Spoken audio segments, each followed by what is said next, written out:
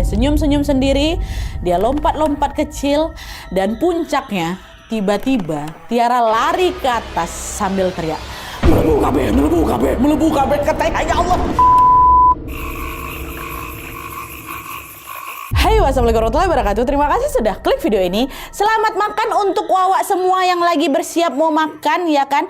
Dan juga nih, sebelum aku masuk ke ceritanya, aku pengen nanya dulu Wak sama kalian. Kalian pasti udah familiar kan sama yang namanya sesajen.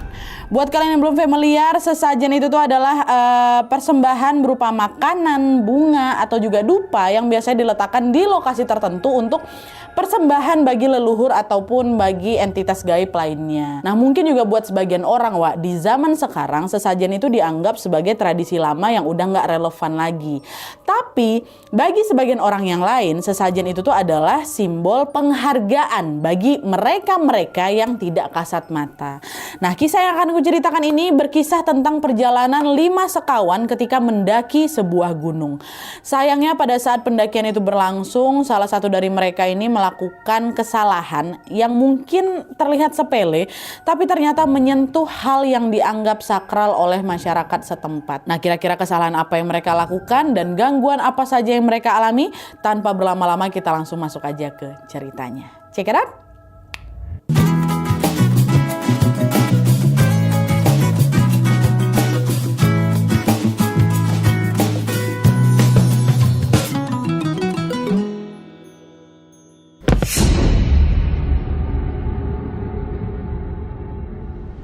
Oke, jadi kisah yang akan aku ceritakan ini dikirim sama wawak kita yang bernama Meli dari kota M yang ada di Jawa Timur. Halo Meli. Nah, jadi pengalaman horor ini dialami sama Meli dan juga keempat temannya ketika mereka mendaki sebuah gunung yang ada di Jawa Timur di tahun 2022 yang lalu, Wak.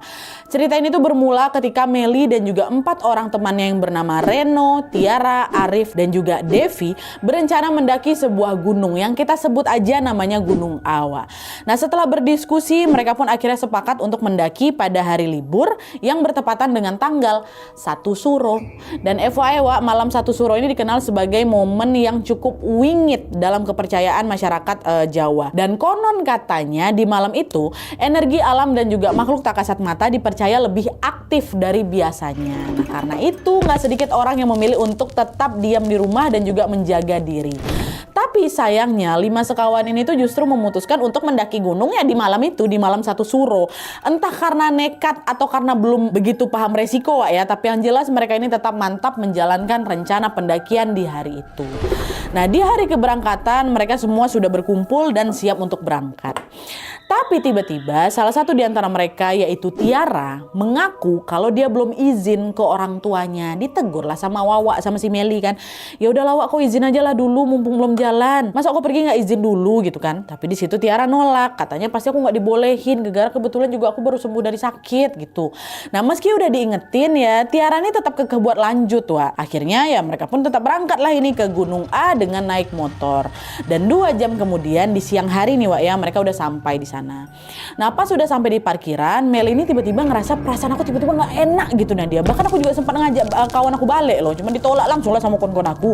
Udah terlanjur sampai sini, masa udah mau pulang. Jadi mau nggak mau Meli pun nurut aja dan mereka pun berangkat lah ini atau beranjak ke pos pendaftaran.